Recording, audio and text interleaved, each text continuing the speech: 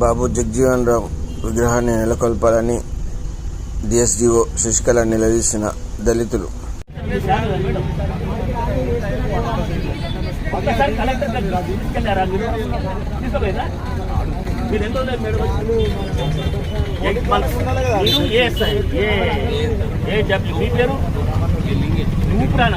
అందుకే కొత్త మొక్క కనబడుతున్నావు అని నేను అడుగుతున్నాను. అంతే, నేను ఒక్కటే మాట చెప్తున్నా. మీరు 10 రూపాయలు మిగిలించుకోవడానికి మీరు ఆసక్తిగా నిర్లక్ష్యంగా సోషల్ వెల్ఫేర్ డిపార్ట్మెంట్ వాళ్ళు అధికారులను తప్పుతో పట్టిస్తున్నారని మేము అంటాము. ఖచ్చితంగా చెప్తున్నా. ఇది నేను ముఖ్యంగా ఈ వార్డెన్స్ ఉన్నారు, లోకల్ వార్డెన్స్, మీరు తప్పుతో పట్టించి మిమ్మల్ని వాళ్ళకి అన్నీ తెలుసు. ఈ పాత వార్డెన్లకు అన్నీ తెలుసు. ఖర్చు ఎట్లా పెట్టాలా, ఏ కలర్లో పెట్టాలా, చౌరస్తలో ఎట్లా అరేంజ్మెంట్ చేయాలా, ఎట్లా జవజీవరం ఎట్లా పెట్టాలి అనేది అన్నీ తెలుసు కదా.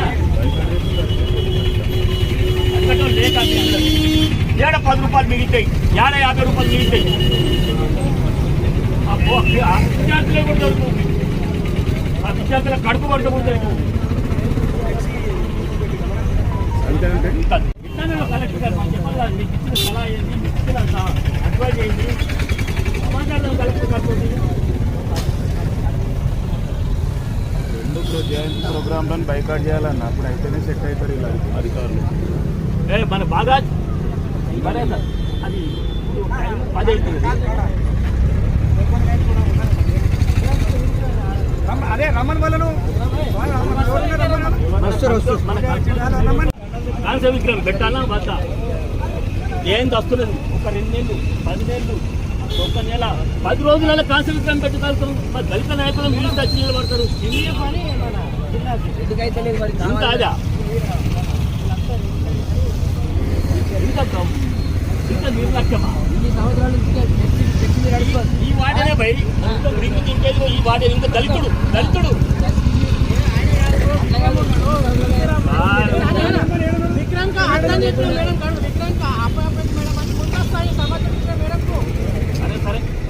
ఇప్పుడు వాడనకి ఏమనిపిస్తుంది అంటే, మనం చాలా రోజులు ఆశలు పోయి పిల్లలు అడుగుడు పోయి అధికారులకు చెప్తే అప్పుడు కనుక విలువలు తెలుస్తాయి.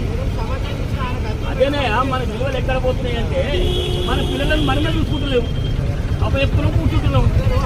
ఏమండి మన పిల్లలు ఏం తింటున్నారు, ఏం తాగుతున్నారు, ఎట్లా వంట అనేది అసలు మన అవగాహన లేదు. వాళ్ళకు ఎవరు అడిగేటువంటి లేడనేటువంటి ధోరణిలో బాగున్నారు.